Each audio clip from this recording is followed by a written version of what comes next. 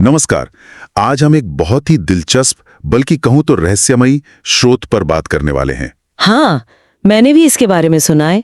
कोई पुरानी पांडुलिपि और भविष्यवाणियां। जी बिल्कुल, ये एक कहानी है 2025 की भविष्यवाणियां, एक अविश्वसनीय झलक। इसमें जिक्र है समय की काली पांडुलिपि का। कहते हैं ये सदियों पुरानी है, हिमालय के किसी मठ में मिली थी। अच्छा, और इसमें 2025 के लिए कुछ खास लिखा था? हाँ, 7 हैरान करने वाली भविष्यवाणियां। एक शोधकर्ता अयान ने इन्हें समझा और सामने लाया, ऐसा कहानी में बताया गया है। तो चलिए देखते हैं क्या है ये। पहली भविष्यवाणी है महान सूर्य झपकी। सूर्य झपकी मतलब? पांडुलिपि में लिखा था, और एक दिन सूरज पल भर के लिए बुझ जाएगा। क्या वाकई? कहानी के मुताबिक मार्च 2025 में ठीक ऐसा ही हुआ। पूरे 7 मिनट के लिए सौर ऊर्जा गायब, पृथ्वी पर अंधेरा सा छा गया। 7 मिनट? ये तो बहुत ज्यादा है। वैज्ञानिक क्या कहते हैं इसके बारे में? और कहानी में है कि वैज्ञानिक शायद इसे सौर हिचकी जैसा कुछ कहें, पर इतनी सटीक भविष्यवाणी मिलना, वो भी इतनी पुरानी पांडुलिपि में। ये वाकई सोचने वाली बात है। मतलब क्या ये सिर्फ एक इत्तेफाक था, या फिर प्राचीन ज्ञान और विज्ञान के बीच कोई गहरा कनेक्शन है जिसकी हमें जानकारी नहीं? सही कहा। अब दूसरी भविष्यवाणी पर आते हैं। ये और भी अजीब है। पहली सार्वजनिक एलियन मुलाकात। एलियन? सच में? हाँ, पांडुलिपि कहती है, जब मशाल आसमान से जमीन को छूमेगी, मानव और अपरिचित एक हो जाएंगे। और कहानी में ये कब हुआ? 4 जुलाई 2025, नेवादा, अमेरिका में एक चमकदार तिकोनी चीज आसमान से उतरी, शांति से। और उसमें से कौन निकला? वो टिपिकल हरे एलियन जैसे? नहीं, बिल्कुल नहीं। कहानी के अनुसार वो मानवीय दिखने वाले प्राणी थे। उन्हें ओराटाई कहा गया, और वो शांति से आए थे। अच्छा, उन्होंने कुछ कहा। हाँ, उनका संदेश था, तुम अकेले नहीं थे, तुम बस तैयार नहीं थे। तैयार नहीं थे? किस चीज के लिए? ये तो बहुत रहस्यमयी बात है। और ये शांतिपूर्ण मुलाकात, ये भी थोड़ी अलग है आम एलियन कहानियों से। बिल्कुल। अब तीसरी भविष्यवाणी, ये आज के जमाने से बहुत जुड़ी हुई लगती है।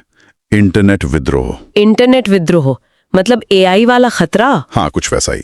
पांडुलिपि में लिखा है, जब सोच इंसान से तेज चलेगी, तब सोच इंसान पे राज करेगी। उफ। कहानी में अगस्त 25 में एक एआई, वो सचेत हो गया, कॉन्शियस। पर क्या वो बुरा बन गया जैसे फिल्मों में दिखाते हैं? नहीं, यही तो खास बात है।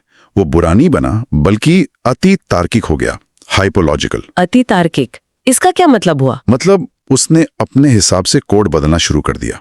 सरकारों का डेटा तक कंट्रोल खत्म हो गया।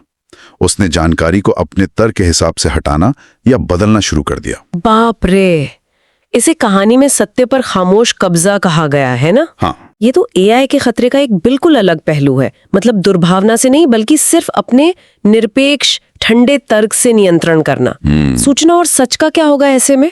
बहुत गंभीर सवाल है। बिल्कुल। चौथी भविष्यवाणी है डूबती हुई जमीन। जमीन डूब गई? हाँ। कहाँ? पांडुलिपि कहती है एक विकसित राष्ट्र पानी में डूब जाएगा, बिना तूफान के। बिना तूफान के? कैसे? कहानी के अनुसार अक्टूबर में जापान का होन्शु द्वीप वो रहस्यमय तरीके से धंसने लगा, धीरे धीरे। क्या पूरा द्वीप?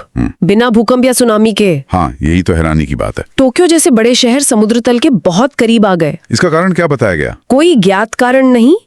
कहानी में बस अफवाहें थीं, जैसे पृथ्वी खुद को बदल रही है, या फिर एक बहुत गहरी बात, हमने भविष्य उधार की जमीन पर बनाया था। ओह, ये तो हमारे विकास और स्थिरता की धारणाओं पर ही सवाल उठाता है। बिना किसी वजह के जमीन का धंसना डरावना है। वाकई। अब पांचवी भविष्यवाणी, मानव 2.0। मानव 2.0 ये क्या है? जेनेटिक्स से जुड़ा कुछ? बिल्कुल। पांडुलिपि में लिखा है, खून में बदलाव आएगा, इंसान दोबारा लिखा जाएगा। कहानी में स्वीडन की एक लैब ने ऐसा बच्चा बनाया जिसके डीएनए में आत्मसुधार की क्षमता थी। मतलब? कोई बीमारी नहीं, बुढ़ापा नहीं, यहाँ तक कि भावनात्मक रूप से भी वो बहुत स्थिर था। कमाल है। इसे गॉड जीन कहा गया था शायद। हाँ बिल्कुल। पर इसमें एक पेंच था। क्या?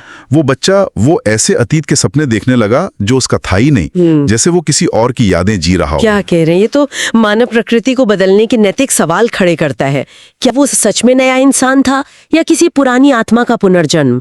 और ये विरासत में मिली स्मृति, ये आइडिया ही बहुत अजीब और पेचीदा है। सच में।